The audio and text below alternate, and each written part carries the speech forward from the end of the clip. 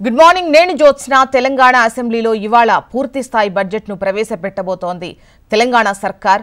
2,50,000 కోట్లతో బడ్జెట్ ఉంటుందని అంచనా వేస్తున్నారు ఉదయం 9 గంటలకే సీఎం రేవంత్ రెడ్డి అధ్యక్షతన కేబినెట్ భేటీ ఉంటుంది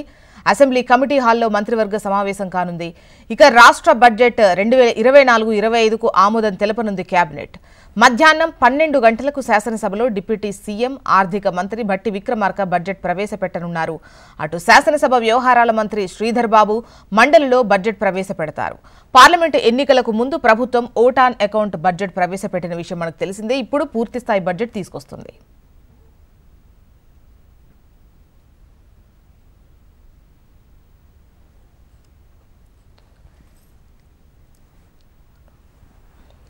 ఈసారి రుణాల సేకరణతో పాటు రాష్ట్ర ఆదాయం పెరుగుతున్నందున బడ్జెట్పై భారీ అంచనాలు నెలకొన్నాయి రైతు రుణమాఫీ రైతు భరోసాకు ఎక్కువ కేటాయింపులు చేసే అవకాశం ఉన్నట్లు తెలుస్తోంది అలాగే విద్య వైద్యానికి ఇంపార్టెన్స్ ఇస్తారని సమాచారం మూసీ రివర్ ఫ్రంట్ బ్యూటిఫికేషన్తో పాటు హైడ్రాకు కూడా రేవంత్ సర్కార్ భారీగా నిధులివ్వనున్నట్లు సమాచారం మరోవైపు తెలంగాణ అసెంబ్లీ బడ్జెట్ సమావేశాలను ఆగస్టు 2 వరకు పొడిగించారు రేపు అసెంబ్లీకి సెలవు నేపథ్యంలో ఎల్లుండి బడ్జెట్ పద్దుపై సభలో చర్చ జరుగుతుంది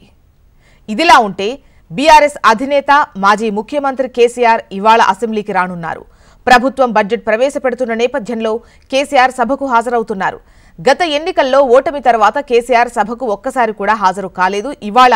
ప్రతిపక్ష నేత హోదాలో కేసీఆర్ తొలిసారిగా సభకు హాజరవుతారు దీంతో కేసీఆర్ ఏం మాట్లాడుతారు రేవంత్ సర్కార్పై ఎలాంటి విమర్శలు చేస్తారు అన్న అంశం ఇప్పుడు తెలంగాణ పొలిటికల్ సర్కిల్లో తీవ్ర ఉత్కంఠ రేపుతోంది